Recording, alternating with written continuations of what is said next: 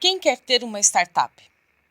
Dependendo da entonação que se dê à frase, pode parecer até título de programa de auditório, daqueles que o participante é desafiado de várias formas até alcançar o seu milhão. Está no ar mais um desafio do Quem Quer Ser um Milionário? É isso, deu para entender, né?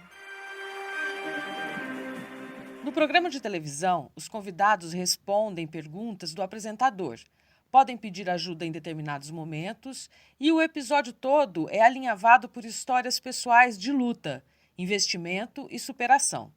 Se parece bem com o tema deste nosso episódio.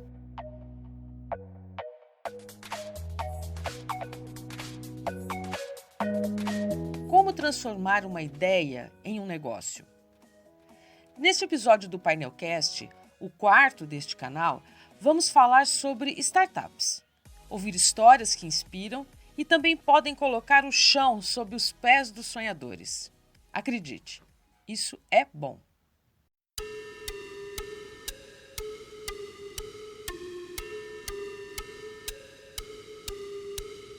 Eu sou a Daniela Antunes, editora da revista Painel, da Associação de Engenharia, Arquitetura e Agronomia de Ribeirão Preto, a AEARP. E este é o Painelcast, canal de podcasts da revista Painel. Voltando ao exemplo do começo do episódio, o enredo do programa de televisão é ilustrativo em relação ao que acontece com aqueles que empreendem em startups. Uma boa ideia, o investimento certo, as respostas corretas, uma apresentação bem articulada, incubadoras, aceleradoras, anjos, investidores, parceiros e depois de superar todos os degraus, você será um milionário. Não é tão simples assim. Na vida real, investir em uma startup não é a porta que levará o empreendedor automaticamente para o sucesso. Mas calma. Não desligue nem desista. Estamos aqui para explicar que o caminho não é de tijolos amarelos e nem sem acidentes, mas ele é bom e vale a pena. Para começar, precisamos entender os princípios de uma startup e compreender a diferença desse negócio em relação aos outros. Basicamente, no conceito lá do Eric Rice, que é o escritor do Lean Startup, que talvez seja o primeiro livro que difundiu mais o tema e tal. Este é o Gustavo Furegato.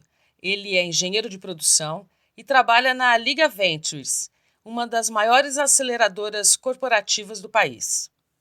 Ele fala que é uma empresa com um modelo de negócio replicável e escalável, que vive em condições de extrema incerteza, né? Que atua, opera ali em condições de extrema incerteza. E o que significa isso? Tem a questão do escalável e do replicável, que é, por exemplo, o Airbnb tem muito mais quartos de hotéis que qualquer outro hotel, sem ter nenhum quarto de hotel. Então ele é muito mais escalável. Ele é replicável porque ele é igual aqui e na China. Para ele, a questão principal é o nível de incerteza. Quando você vai abrir, por exemplo, uma padaria em Ribeirão Preto, no bairro XPTO, você consegue índices de mercado de, por exemplo, qual que é o ticket médio daquele público, qual que é a renda daquela região. Você tem dados sobre qual que é o custo de produzir um pão, 10 pães, um bolo, XY coisa, qual que é o preço médio que você vai pagar pelos seus funcionários, você consegue fechar ali um DRE e fazer todo um planejamento financeiro que faça sentido a partir desses indicadores. Quando a gente fala de uma startup, a gente não tem esses indicadores, a gente tem muita incerteza. Então, eu não sei quanto vai custar para desenvolver a solução, porque eu não sei exatamente qual é a solução. Porque, em uma startup, o empreendedor precisa entender sobre o cliente, suas necessidades e expectativas. Ou seja, a sua ideia, além de atender à necessidade do cliente, precisa também estar no formato que atenda às suas expectativas. O Gustavo investiu em uma startup que era uma espécie de Uber de contratação de garçons, em Belo Horizonte. Ele explica essa interação a partir da própria experiência. Eu vou no meu cliente e falo, tá, eu tenho uma plataforma aqui que eu tenho o ranking dos garçons. Beleza? Ele fala, não, eu não quero ver todos, eu quero ver só 5. Aí eu falo, legal, então eu vou te dar só os 5 melhores? Mas eu te dou as estrelas. Ele falou, não, me dá só o tipo highlight de um e a nota ruim de outro. Então, eu tenho que o tempo todo ter foco no meu cliente muito grande para entendendo qual que é essa demanda de mercado, essa demanda que ele tem, né? E aí não pensa em um cliente, mas em densidade de demanda, né? várias demandas que se repetem entre meus clientes, para desenvolver isso enquanto funcionalidade dentro do meu produto. E isso traz uma demanda por validação constante. E aí não é uma coisa de cada mês eu faço, é muito mais uma coisa de uma mentalidade mesmo, de dia a dia, eu colher feedback, agregar esse feedback, falar, eu acho que essa nova funcionalidade vai gerar valor. Então a gente faz validações constantes. Significa que em uma startup, a todo momento, o criador daquela ideia está conectado ao cliente e é a melhor solução para atender às suas necessidades. Ou seja, o produto se molda ao que o público-alvo precisa. E essas validações são super constantes aí na vida das startups. Isso eu acho que é a principal diferença dela para uma empresa tradicional. O negócio do Gustavo não deu certo. Eles perceberam que o período de validações e aperfeiçoamento do produto seria maior do que eles imaginavam ou que seriam capazes de sustentar. Não dar certo, aliás, é o destino da maioria das startups do mundo. Mas a questão é o minimizar o impacto disso. Então eu não faço um investimento estrondoso para conseguir desenvolver uma coisa que talvez não vai ter aderência de mercado. As medidas de modelagem do negócio, de investimento e validações são usadas para compor um produto viável e também para saber a hora de parar. Dizem que o empreendedor bom é o que está na quinta startup, não o que está na primeira. Tem essa questão da falha muito mais como um aprendizado todo que isso te gerou do que realmente da falha, né? O falhar é natural, a gente erra todos os dias. A questão é o que a gente aprende com cada uma dessas falhas. E quanto tempo a pessoa deve insistir em uma ideia? Não tem um tempo, assim. Eu acho que é muito mais a questão de estar validando sempre, porque o cliente vai te dizendo quão próximo ou longe você está daquilo. No nosso caso, a gente entendeu que a gente estava muito longe e que aquele tempo para a gente não era viável financeiramente. Então a gente teve que fazer uma outra coisa. Esse tempo aí de 1 ano e meio, 2 anos, é quase que o básico para uma startup começar a virar um negócio. Assim, você não vê nenhuma empresa que está faturando bem, etc., com menos de 2 anos, a não ser que ela tenha começado com uma série de fatores ou já com uma maturidade dos fundadores muito maior, alguém que está na quinta startup ou saiu de uma outra muito boa, está capitalizado. Tem diversos fatores, né, que importam. A solução proposta pela startup precisa ser sustentável e escalável e ter aderência em relação às necessidades dos clientes.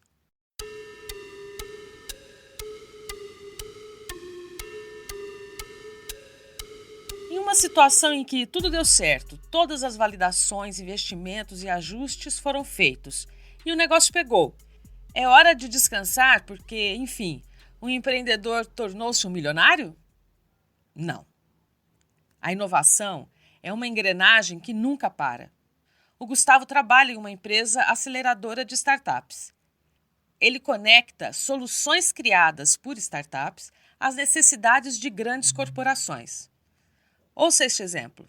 A Vedacity tem um programa de aceleração com a gente, que é o Vedacity Labs, inclusive está no segundo batch, e eles estão acelerando uma série de startups que fazem, por exemplo, a gestão das obras, né, do cronograma de obras, usando uma ferramenta toda automatizada para melhorar a eficiência, a comunicação, uma série de coisas. A parte da visibilidade do que está acontecendo na obra em termos visuais, né, de fotos, para fazer uma gestão de obras à distância e poder fazer apontamentos. É a Constructing, que é uma outra startup. A primeira que eu falei é a Prevision, que é uma startup também acelerada por eles. Então, eles estão olhando para essas startups para fazer negócio com elas e oferecer essas soluções para mercado. Então, a Vedacity, como uma indústria, né, do setor, por meio de uma iniciativa que eles criaram, que é a Vedacity Soluções Tecnológicas, eles, juntamente a essas startups, estão oferecendo esses serviços para as construtoras, para o mercado, para digitalizar a construção civil, porque a Vedacity entende, aí é uma opinião minha, né,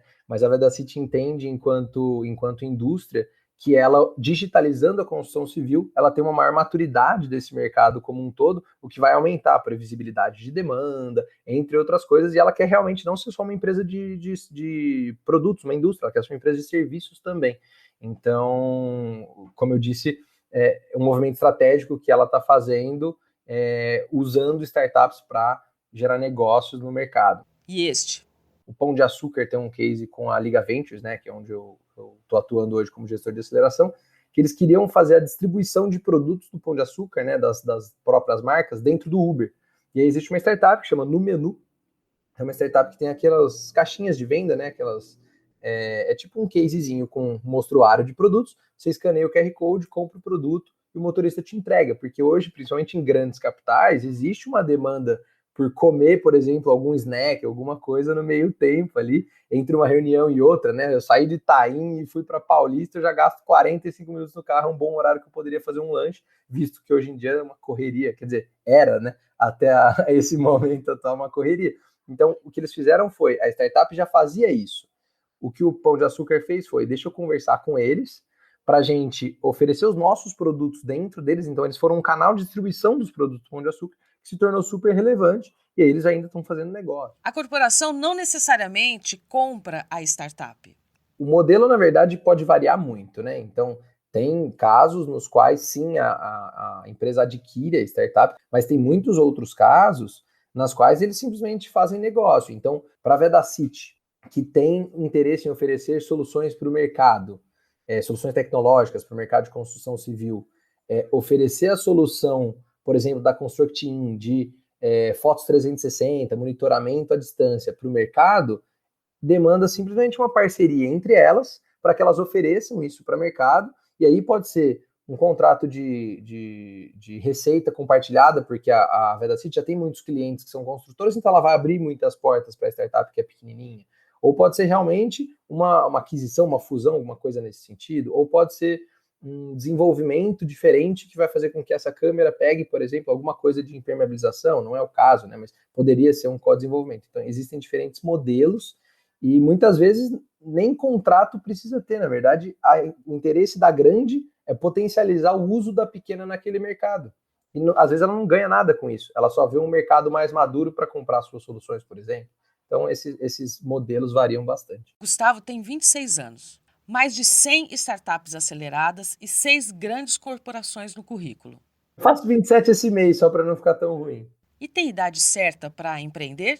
Com certeza não, assim, essa parte de idade, bem como a de formação, que eu já falei, ela é completamente livre. Eu já tive pessoas de 14, 15 anos com uma startup desenvolvendo negócio e de 70, 80 anos. E foi super legal, assim, ambos tinham dificuldades e qualidades diferentes e até complementares. Então, já vi pai com filho sendo sócios de uma startup e fazendo a coisa acontecer. Então, realmente, não tem idade, é muito mais de ter um time complementar e ter todas as capacidades, né, necessárias ali para fazer a coisa acontecer. Num pitch, Gustavo, como transformar uma boa ideia em um bom negócio? Como transformar uma boa ideia em um bom negócio tem muito a ver com ter o foco no cliente o tempo todo. Então, desde a concepção da ideia, sempre conversando com quem a gente imagina ser o nosso público-alvo e entendendo ele nas diferentes fases, né? Desde a ideia até um primeiro protótipo, um produto um pouco mais maduro, um piloto, uma versão 1.0, até o Uber hoje em dia é ter o cliente no centro sempre. Um outro ponto é respeitar as etapas, né? Então, quando eu falo dessas etapas, obviamente elas podem ser mais rápidas ou mais lentas, mas elas devem existir para que a gente não construa uma casa sem uma fundação bem feita, né? Então, respeitar essas etapas de entender, construir uma primeira versão e tal. Um terceiro ponto é sempre ter essa cabeça ágil, né? De como que eu testo as coisas o mais rápido possível com o meu cliente para conseguir trazer isso para dentro e fazer isso acontecer. Um exemplo que a gente dá sempre de inovação é a Kodak, né?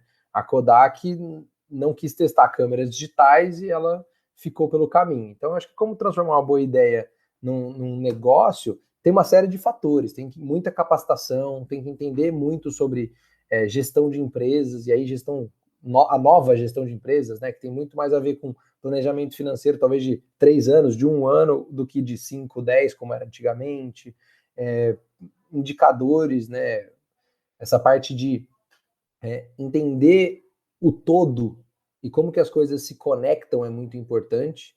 Então, entender o meu cliente, como que a demanda do meu cliente vira uma funcionalidade do meu produto, como que essa funcionalidade do meu produto faz com que a operação funcione bem e como que esse modelo de negócio vai me gerar um caixa, que esse custo todo que eu estou tendo faz a coisa funcionar, a conta fechar, é uma visão de todo que tem que ser trabalhada dia a dia para cada fase da empresa, né? Eu tenho 10 clientes, 100 clientes, 1.000 clientes, 10.000 clientes, isso vai mudando a cada fase, essa gestão vai mudando a cada fase, então tem que ser uma coisa de aprendizado muito rápido, e acho que flexibilidade, né? Tem que ir se adaptando à realidade que tá sendo dada naquele momento. Pitch, se você não sabe, é como chamam a breve apresentação de uma ideia. No ambiente de startups, o vocabulário é, digamos, diferente.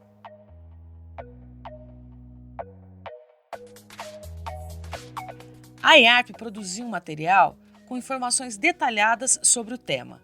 A versão online está no site www.iarp.org.br. No site você também pode ver todas as edições da revista Painel e fazer sugestões de pauta nas áreas de engenharia, arquitetura e agronomia. Este episódio foi produzido pela Texto e Cia Comunicação. O roteiro e a edição são meus, Daniela Antunes. A gente gosta de boas ideias e boas práticas. Até a próxima!